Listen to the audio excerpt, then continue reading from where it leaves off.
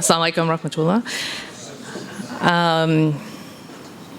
Jazakallah khair for the organisers for organising this conference. I don't think over the years that I've been working in the social services sector for the Muslim community have we organised conferences like this enough.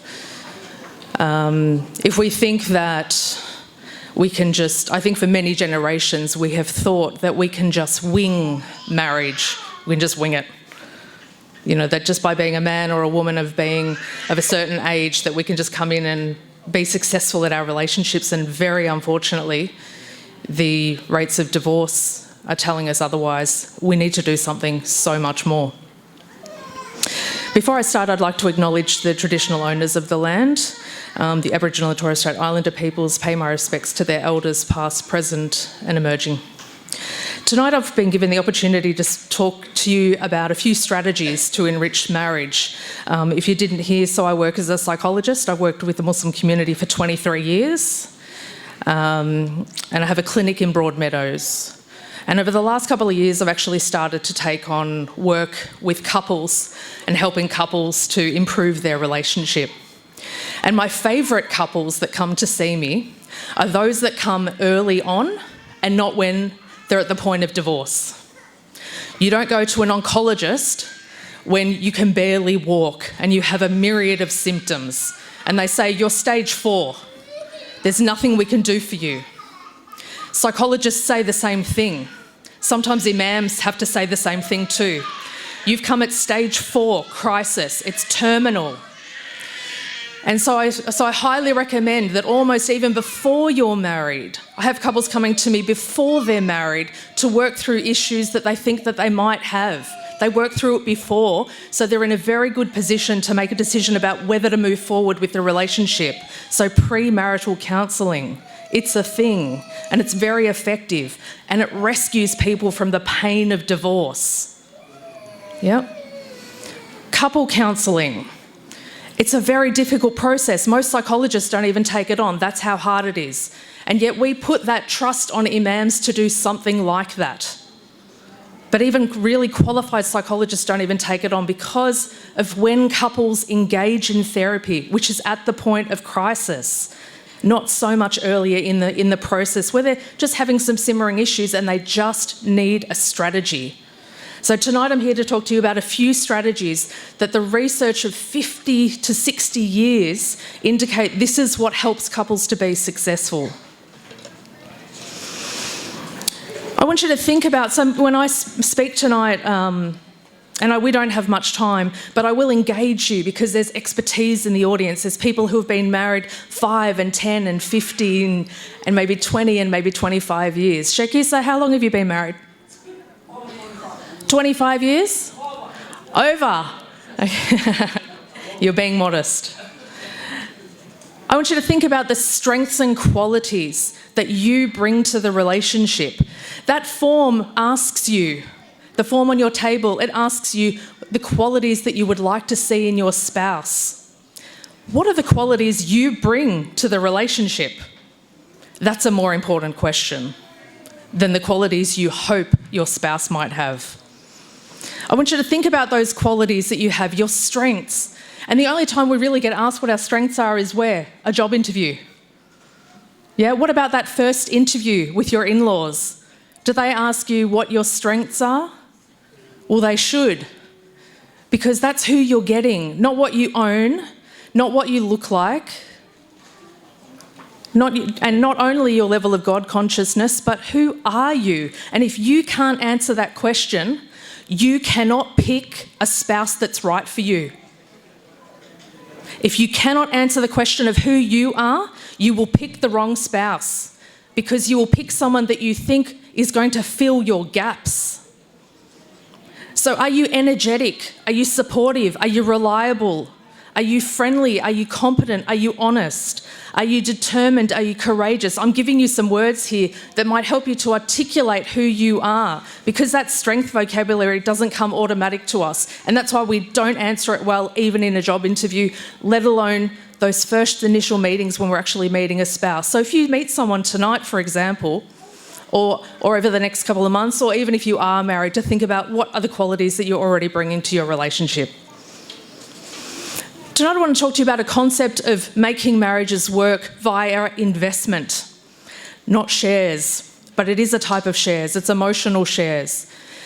Every relationship, whether it's a friendship or the relationship between siblings or a relationship between a husband and a wife, you have to see that it's not just a contract, that it's a mutual and reciprocal investment opportunity. I want you to think about that you both have an emotional bank account. So what happens if we're not meeting each other's needs and sometimes wants, that the emotional bank account starts to get empty. And then what fills up can sometimes be animosity or resentment, bitterness, sadness, anxiety. So sometimes what we do is we make assumptions that our partner or spouse should know how to top it up, but we've never told them. We haven't told them. How do you fill up your partner's heart or their emotional bank account? If you haven't had that conversation, it's a very good conversation. So think about what your needs are in the relationship, but communicate that. That's a conversation to have with your spouse so they know almost like how to make you happy. But I will preface that with, does your partner or anyone else in the world have the remote control to your heart? Do they have the remote control to your heart? Can they press happy, sad, angry? No? Well, I think sometimes we fool ourselves because we say, you make me feel angry. We fool ourselves. No one in the world has the remote control to our heart except ourselves. And one of the things that helps marriages to succeed is understanding what we're feeling and regulating those feelings. Because in the moment of heat, you have to control yourself. And there's been some good strategies given here tonight. In relationships, there's 3 types of couple talk. So if you broke down every single word you utter to each other, you could break it down into 3 categories. One is casual talk. Okay, it's like, what do you want for dinner? Can you pick up bread? Who's looking after the kids? Those things, they're transactions. The next type of talk is conflict talk. It's inevitable. You're 2 different people, you come from 2 different families, maybe even 2 different cultural backgrounds, 2 different cities, a whole lot of things that make you different. And when you come together, you do not become one person ever. You know, it's fantasy to think that 2 people become one. You don't. And that's an illusion and it's fraught with difficulties. And from the day you marry until perhaps the day you die, you will still be 2 people with 2 different sets of opinions and beliefs and thinking about things and perceiving the world. So disagreements are inevitable. What we're sometimes not taught, though, is how to disagree and how to repair. And I'll come back to that. The third and most important type of talk is called friendship talk. Do you remember when you first met your spouse, or maybe you're about to, and you had those 4 and 5 hour conversations that went till about 5 a.m, and then you went and prayed Fajr? Okay, that's friendship talk. That's you getting to know each other with really open ears and being non-judgmental. You want to know everything about them. You want to know about what they were like when they were 10 years old and 12 and 15 and maybe 18 and 25, and you want to hear about, and you're more than willing to share your aspirations and your goals and your dreams. And as we get busy in our couplehood and we create families, we forget the importance of friendship talk. Okay, friendship talk. There's some science behind it. 15 minutes a day of friendship talk will keep you together. Okay, free of distractions. That's why it's important that kids have a bedtime, so you can have friendship talk and connect at night. I won't go into as much as communication, difficulties and errors. It's actually not the main cause of relationship breakdowns. It's a myth. Okay? But there are many other things that do lead to relationship breakdowns, and it's not just we don't understand each other. I'll quickly talk to you about the anatomy of an argument so that you can stop using the remote control as your excuse not to be in control of yourself when you're emotional or angry, because that's what it is. And it's this lack of understanding about our own physiology. And I'll start with this, the hadith about what we do when we're angry. What do we do? What have we been advised to do? If we're angry, we should Can't hear you. Sit down. Does anyone know the physiological reason behind that? I'm about to tell you. So there's an anatomy of an argument when we disagree, when we have a slight with anyone, okay? So we get disappointed, and sometimes disappointment can quickly turn to anger, okay? And what's happening in our body at the moment, if you're in that state of anger, is you quickly lose the functions in your frontal lobe right here. That part where your head touches the floor, you lose that, goes on standby. And amygdala over here behind the ear, funny that, behind the ear, starts to take over, and it goes into fight or flight or freeze. Okay, that's problematic. Because as we get angry, if we perceive there's a slight and we get disappointed, or it flicks into fight or flight, I need to get away, or I need to walk away, is when frontal lobe shuts down, so does your akhlaq, so do your manners, so does your self-control, so does doing the right thing. So amygdala takes over. So where does shaitan whisper? Behind the ear. That's where amygdala is. That's the part of our brain we need to get in control of when we're upset or angry. Okay, so what happens when we sit down? Physiologically, when we sit down, when we're angry, it reactivates this part of our brain, our frontal lobe. The frontal lobe that's rational, the frontal lobe that wants to do the right thing, the frontal lobe that keeps you connected to your spouse in the moment to say you're a human being and I should treat you like that, reactivates by 50% when you sit down. So if you are angry, sit down. You should never have a disagreement while you're standing up, because you are primed to attack. Okay? Your brain goes into fight or flight. You are fighting yourself. You are fighting your own physiology when you are disagreeing with someone. So put your relationship ahead of your physiology. And you're in training. No one expects perfection, but you're in training.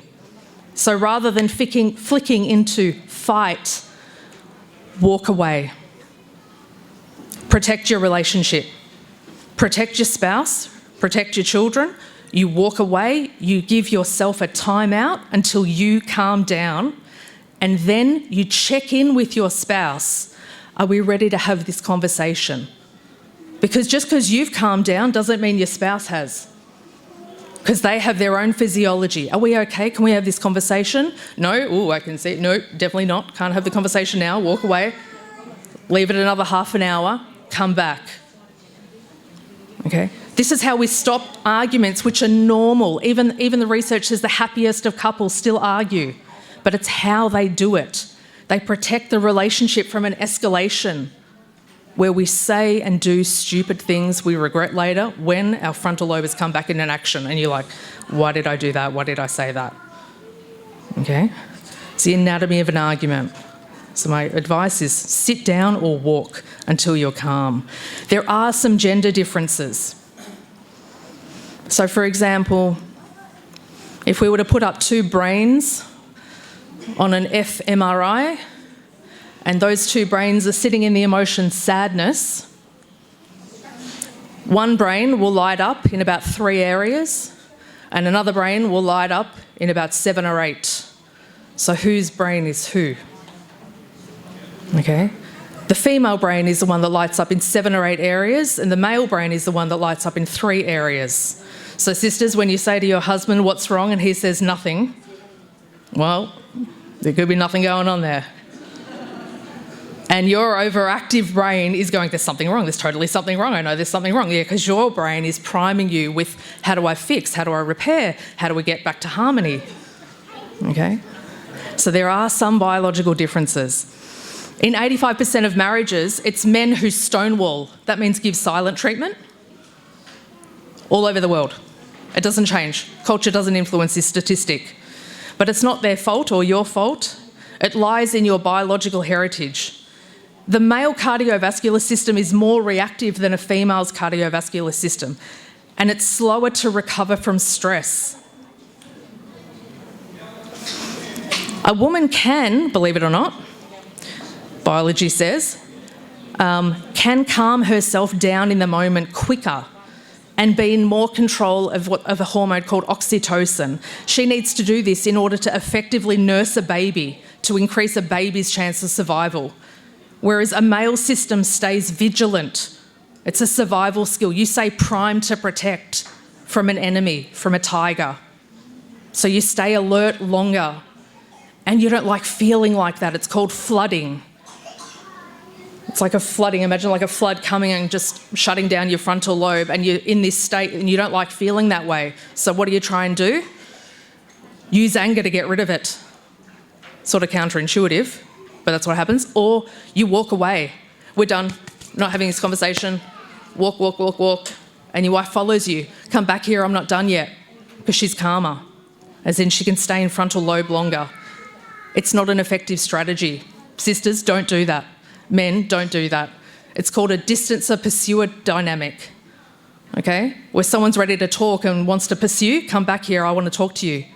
Okay, we need to solve it. We need to solve it now. Okay? And someone's distancing. The distancing is helpful. The pursuing is not. But couples also need to come back and have that conversation. So it can't be used as avoidance, like, no, we're just not talking about it ever again, because it's invalidating. And, shoving things under the rug. It'll just fester. One of the smartest strategies, actually, when you isolate different variables, and this one in particular contributes to the prevention of divorce, okay, and success in relationships, more the point. It's called a repair attempt. The success or failure of a couple's repair attempt is one of the primary factors in determining whether a marriage flourishes or fails. So what's a repair attempt? So a repair attempt is you've had a disagreement. Yeah? And it sort of stops. And then a little while goes by, and then you say to your spouse, do you want a cup of tea? That's a repair attempt. That's we're done now. The argument has come and gone. We're done. So we can move on. Or it's an I love you. Or it's are we good? Or it's sorry. An all-important word. Yeah. Think about what your repair attempts are. How do you make them? Okay? And it doesn't matter who perceivably is right or wrong in the repair attempt. What it acknowledges is our relationship is totally valuable to me and way more valuable than my ego right now. And I'm so totally prepared to move it on. Turn the page, move it on. Yep. So think about what your repair attempt is and the success of your repair attempt. And this is how it fails. Hun, do you want a cup of tea? No. Listen to the tone. No. That's a repair attempt that's just been rejected. But the truth is, sometimes we don't recognise, or maybe up until right now you haven't thought, oh, hang on a minute, how many repair attempts have I rejected? I love you. Mm-hmm. Yeah. Yeah, great. Yeah. Right, so you've just rejected the repair attempt. Yeah. You can do a repair attempt and still have the conversation later. But see things coming at you, that mercy, that kindness, that love as repair attempts, and go, yeah, I love you. We still need to talk about that thing eventually. Yeah. Don't reject the repair attempt because it causes harm. So I just want to summarise. I think I've got some time. I want you to think about your God-given strengths. We've all been blessed with many character strengths that make us the unique individuals that we are to help our relationships prosper and overcome obstacles. Your spouse has been given strengths that you do not possess or do not possess in as abundance as what you do. So as a couple, the couple has unique and perhaps complementary strengths. Do a strength assessment, review, ask each other, what are our strengths? Why do we work? Focus on solutions, focus on strengths. Imagine having that type of conversation It'd be so much more productive than saying, yeah, so my problem with you is, or actually all of our weaknesses are, okay? No, have a strength conversation. What do we do well? Let's do more of that, you know? Or we recognise something in our partner like, you're so kind, you know? It's your kindness that gets us through. It's your mercy that gets us through. You are so patient with me. There's not a person on earth that would be as patient with me as you are. Recognise it. Help your spouse to recognise it, because just like in a child, we would say, you did so well. That's such a clever thing to do. You're so intelligent. We forget to help our partners to articulate what their strengths are too. And that recognition goes a long way. Invest in the relationship by meeting your needs, but tell your partner what you need more of, and your needs are going to be different to theirs, okay? But don't do that where you resort to scorekeeping. Scorekeeping is, well, I made you a tea last night, it's your turn, okay? It's scorekeeping. Don't do that, okay? It's unhelpful. But take responsibility for what you're investing. Make time for friendship talk. Before your children come along or came along, you are the couple. And there's a little hand gesture that I use. You are the couple, like this, okay? And then you have a child and you get this, like the triangle. That can actually be problematic. Children do not fix relationships. They test relationships, okay? So a child comes along. They're the centre of your universe. And partly so they should be, because they need you. But then they grow up. And if you have totally devoted yourselves, whether you're a mum or a dad, to focusing on the development of the child, and you have forgotten this, that you're a couple first, then you will be left with this, an empty emotional bank account when your children leave you as they marry and create their own families. And then you look at each other and go, oh yeah, I'm married to you. I forgot, because I was so busy raising our children and building a business or an empire for ourselves. I forgot I was married to you because I left no time to talk to you. So every year, whether it's your anniversary or another special date, you know, whether it's the 15 minutes every night you give each other, it's the weekend away without the children where possible. Because you are the couple first and you will be the couple last, but you want to be the happy couple last, not the one who can't stand each other.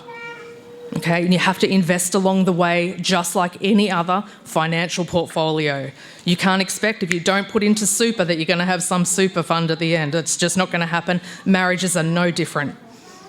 When you experience disappointment and anger, you have to fight your own physiology. Okay? Fight your own physiology. And if you have issues with that, then speak to someone about it to get other strategies. Every question in your head about how to rescue a relationship, how to make a relationship work, how to create an awesome relationship with love and passion, someone's written a book about it. There's YouTube videos. So keep learning, don't just wing it. Time out your amygdala. There's a little technique which I'll just quickly give you where you go, where one of you in the, you know, something might have sparked. And remember, most relationship issues, they spark over very small things, not big things. Okay? They spark over small things. Is to go, whoa, time out. Oh, this is going somewhere where I don't want it to. Okay? Whoa, time out. But it's not time out to shut your partner down. It's time out to help each other protect your relationship. Offer and accept repair attempts. Think about what your repair attempts are. And if you're not in a relationship yet, think about what they would be. Because most likely you will have inherited your attempts at repair from things you've seen in your parents' marriage. That is a totally another topic. And I'd just like to finish off by stating that I am the author of a book called Without You. It's not actually 187 ways to get away from your spouse. Yeah? It's a book that is non-gendered. Both men and women experience domestic violence, believe it or not. And I see people in my clinic all the time. And at the moment, it is the most common reason that marriages end in divorce. Yeah. And the book isn't just about complaints, it's about the very difficult process it is to leave a relationship on both men and women. Because when we experience trauma, we react to it in exactly the same way. Our gender doesn't discriminate. So I just wanted to end on that. Jazakallah khair for the organisers.